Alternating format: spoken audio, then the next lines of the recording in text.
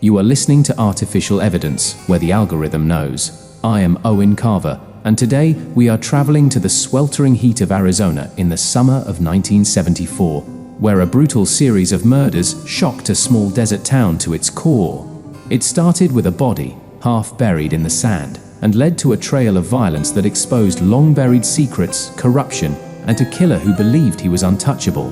This is the story of the Scorched Earth Murders. In the summer of 1974, the small town of Ash River, Arizona, sat baking under the relentless desert sun. It was the kind of place where time moved slow, where the air smelled of dust and sagebrush, and where everyone knew each other's business, until they didn't. On July 11th, a rancher named Carl Dobbs was out checking his property when he spotted something unusual near a dry riverbed. The land was cracked and scorched, littered with cacti and sun-bleached rocks, but in the middle of it, there was something that did not belong, a mound of disturbed earth. Dobbs stepped closer, the heat pressing down on him, the flies thick in the air. Then, he saw the first sign, a hand, pale and stiff, barely breaking through the dirt. The sheriff's department arrived within the hour, and by sunset, they had unearthed the body of a woman. Her face was unrecognizable, her throat slashed, and her hands bound with rusted barbed wire. Ash River had seen its fair share of violence, drunken brawls at the roadhouse, the occasional robbery gone wrong, but this was different. This was deliberate. The woman was identified the next day as Maria Jensen, a waitress at a local truck stop just off Route 85. She had been missing for nearly a week, but the local authorities had not taken her disappearance seriously. After all, women left town all the time, heading for Phoenix or Los Angeles in search of something better. But Maria had left her purse behind, her car still parked at the diner where she worked. That was not the kind of thing you did if you were leaving by choice. The sheriff, Tom Harlow, had been in Ash River for nearly 20 years, and he had a gut feeling this was just the beginning. He was right. Just 3 days later, another body was found. This time, a man. 52-year-old Ralph Mercer, a mechanic from the next town over, discovered dumped in a dry well off a dirt road. His injuries were eerily similar. Throat slashed, hands bound. The town started to panic. 2 murders in a week. Nothing like this had ever happened before. Sheriff Harlow had his deputies working around the clock, questioning anyone who might have seen Maria the night she disappeared. One name kept coming up, a man named Frank Collier. Frank was a drifter, the kind of man who showed up in town with nothing but a duffel bag and a 1,000-yard stare. He had been working odd jobs at the truck stop, the same place where Maria worked. A few waitresses said he gave them the creeps. A few men at the bar said he talked too much, always bragging about how some people just did not deserve to keep breathing.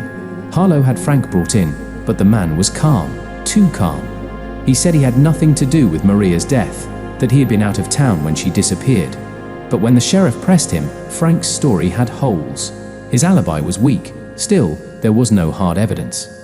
Then, another break, a third body. This time, it was a 17-year-old girl named Lucy Walker, found near an abandoned mining site 20 miles outside town. The same brutal injuries. 3 murders. The town was in full-blown terror. People started locking their doors, carrying rifles in their trucks. Women refused to go out alone. But Frank Collier? He had skipped town. Sheriff Harlow sent out an alert across the state. 2 days later, Frank was picked up in Tucson, trying to catch a ride to the border. This time, the sheriff had something concrete. In Frank's bag, they found a knife, dried blood still on the blade. The forensic tests confirmed it was Maria Jensen's. Frank swore up and down he was innocent, that he had found the knife, that someone was trying to set him up. But when investigators dug deeper, they found something chilling. Frank had spent time in prison before, not for murder, but for assault. A bar fight in Nevada, an attempted stabbing in Texas. Violence followed him like a shadow. But then, just when everyone was sure they had their man, the case took an unexpected turn. A witness came forward, a man who had been too scared to talk before. He claimed he had seen Maria the night she disappeared, not with Frank Collier, but with another man. Sheriff Harlow followed up on the lead, and what he found changed everything. The real killer had been hiding in plain sight. Deputy Dan Everett, one of Harlow's own men, had been involved from the start.